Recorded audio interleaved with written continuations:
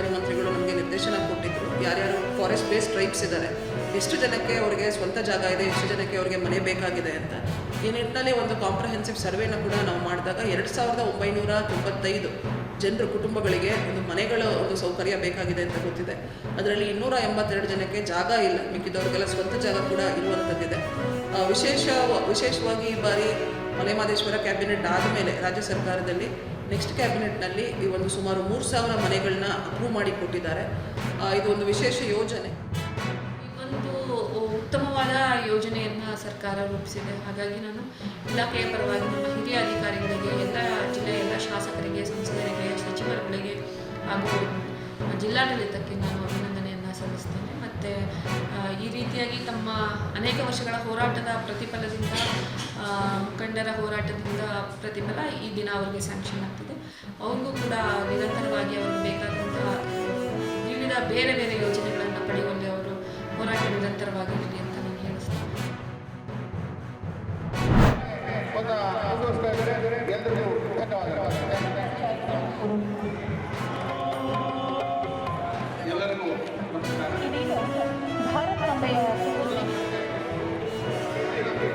ಜಿಲ್ಲೆಯ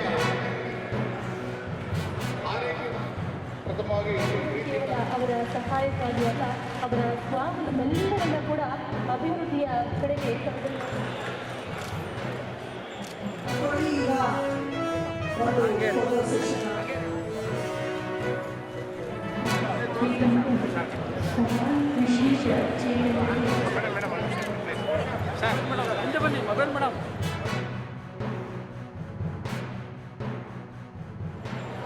ಅಥವಾ ಬೇರೆ ಬೇರೆ ಕಾರಣಗಳಿಂದ ಅವರು ಶಾರೀರಿಕವಾಗಿ ಎಲ್ಲರಂತೆ ಜೀವನವನ್ನು ಮಾಡೋದಕ್ಕೆ ಸಾಧ್ಯ ಆಗೋದಿಲ್ಲ. ಅಂಥವರಿಗೆ ಸರ್ಕಾರ ಒಂದು ದೊಡ್ಡ ಕಾರ್ಯಕ್ರಮವನ್ನೇ ರೂಪಿಸಿದೆ. ಯಾರು ಬುದ್ಧಿವಂತರಿದ್ದಾರೆ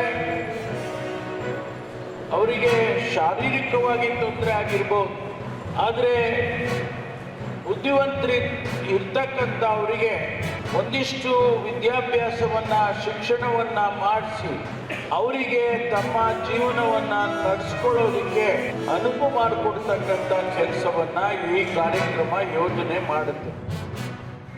ಗ್ರಾಮ ಪಂಚಾಯತಿ ಇರಲಿ, ತಾಲೂಕು ಪಂಚಾಯತಿ ಇರಲಿ, ಜಿಲ್ಲಾ ಪಂಚಾಯತ್ ಇರಲಿ ಹಾಗೂ ನಮ್ಮ ಎಲ್ಲ ಇಲಾಖೆಗಳಲ್ಲಿ 5% ಏನು ವಿಶೇಷ ಚೇತನರಿಗೆ ಅವರ ಅಭಿವೃದ್ಧಿಗೆ ನಾವು ಮೀಸಲಿಡಬೇಕಾಗ್ತದೆ.